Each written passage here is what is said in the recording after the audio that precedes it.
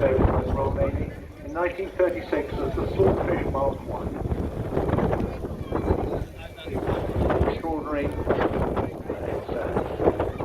It's stayed on for so long by the state, pretty much anything on board. It carries a 1,600-pound torpedo or a variety of depth charges, bombs, mines, rockets, or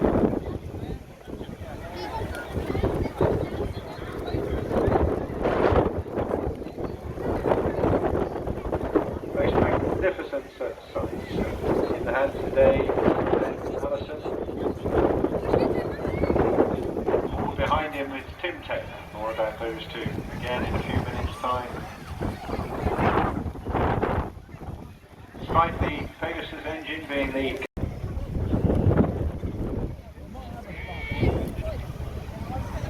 very often, however, it can catch enemy weaponry out if you're flying very, very slow. It's very hard to track aircraft. As with most naval aircraft, the wings fold to minimise the room taken up in a ship's hangar. And the undercarriage was designed to definitely absorb a very firm arrival on a heaving flight deck of a ship at sea. Also had an arrestor hook to ensure that it didn't go all the way to the other end.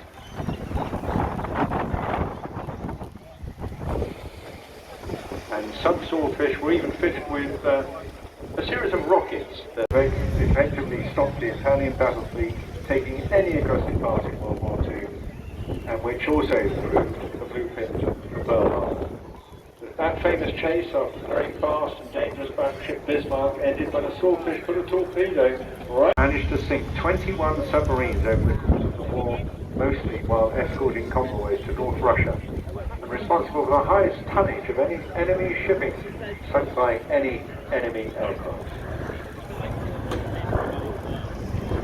And there he is, Len Allison at the controls, his teammate Tim Taylor in the back there, giving you a lovely Wildcat emblem of 702 Naval Air Squadron. There's also the Navy's flag on the back cabin, which is all about getting one over on your mate, so doing something better than somebody else. The parent squadron is 85 Naval Air Squadron, and is part of the Wildcats Maritime Force based at Royal Naval Air Station Yeovil in Somerset. They're actually responsible for training all the Wildcat pilots and observers and looking after the flights on board the Royal Naval frigates and destroyers around the world. The Maritime Force itself comprises of 825 and 815 Naval Air Squadrons. And of course that is the unusual thing about Royal Naval operations for the Fleet Air Arm. Frequently operating on heaving rolling decks, thousands and thousands of miles from home. Whilst modern pilots get used to flying back from the airfield they took off from, it's not always the case with the Royal Navy when their ship decides to move somewhere else, and it's quite possible they may well land on somebody else's ship instead. It's 21, but rapidly develops a real passion and interest in aerobatic flying, becoming the French champion 3 years in a row, moving on through the ranks of unlimited aerobatics, joining the Red Bull Air Race Challenger level, and then going on to feature on the podium there as well. First and still the only female contestant in the Red Bull series.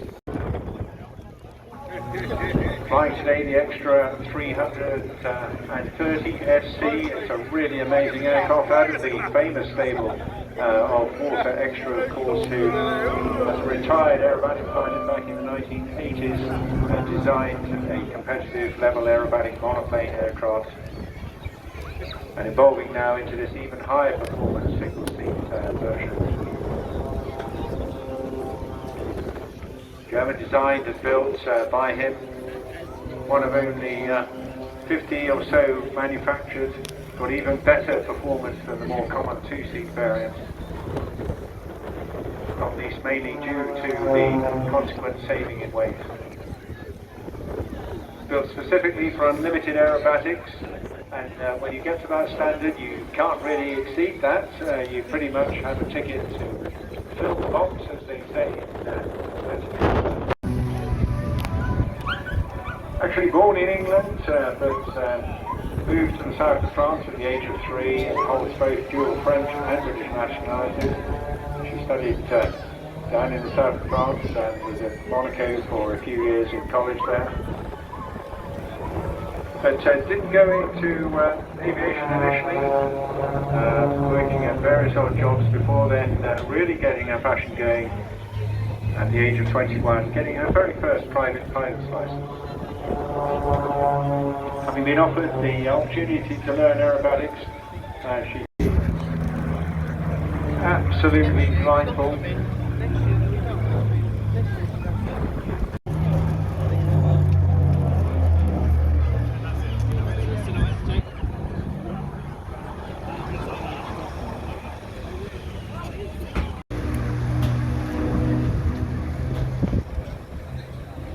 Partly because it went on the most remarkable world tour. One of the sourcing flights that was Matt. And other members, he was the co-founder along with Steve Brooks of the Bolby flight chain, so we're really privileged to see this aircraft with us here today.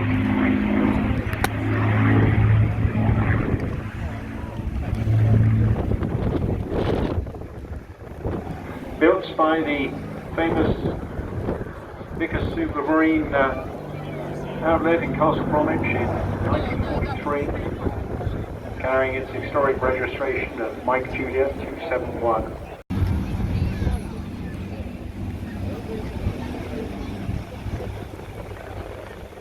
Yes, absolutely wonderful sight.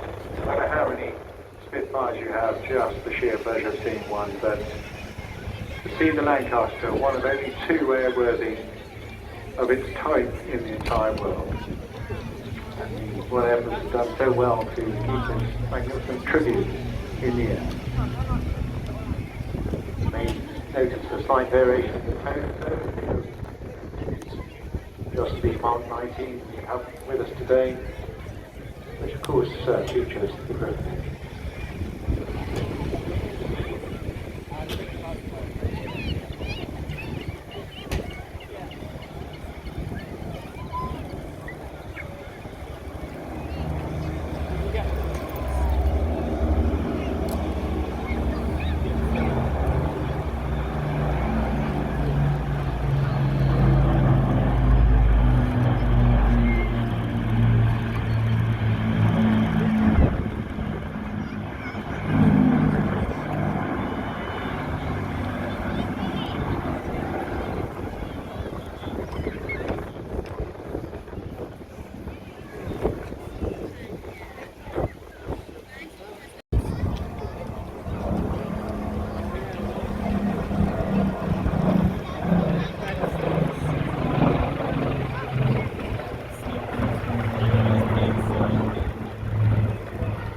This aircraft thought to be built at Reading, delivered to Sarah.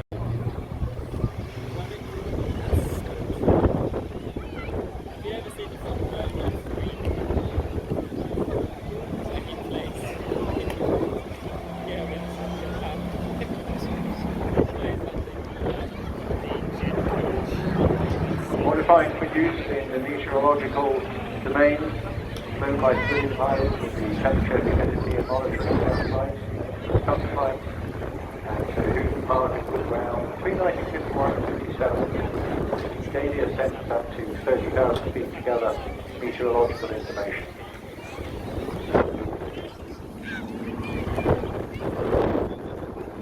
The circuit in the United Kingdom, initially trained as a navigator before then crossing over to fly the Tornado as a pilot. Served with 17th Squadron, and as an instructor at Constable where he taught the Italian and German pilots and navigators. That included plenty of operational experience over the Iraq as well. During his time, not only flying the Tornado, but also the Hawk, the Tucano, the Harrier, the Domini and the Grob Tutor, QFI and UBNI. He was the I-2 solo aerobatic display pilot in 0708 and again in 2014.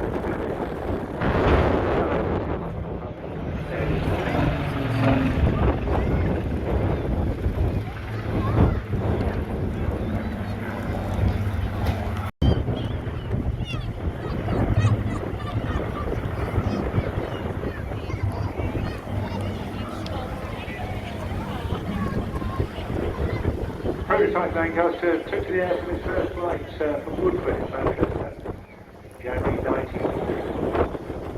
First production aircraft, joining in October of that year, first unit receiving it on Christmas Eve in 1941. Number 44 squadron. That's what it was. Followed by 97 squadron.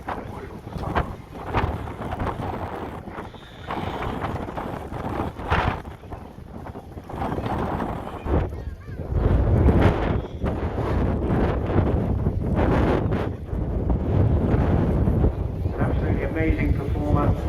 Maximum bomb load, 22,000 pounds. 270 miles an hour. Range speed of 200 miles an hour.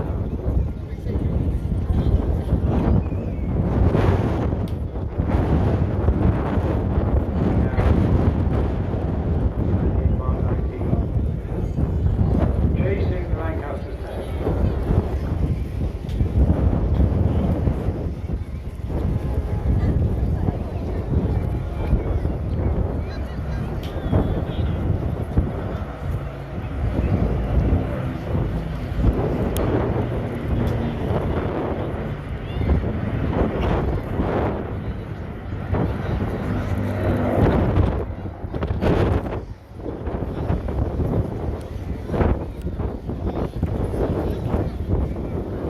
Well over 7,300 Lancasters were built between 1941 and 46.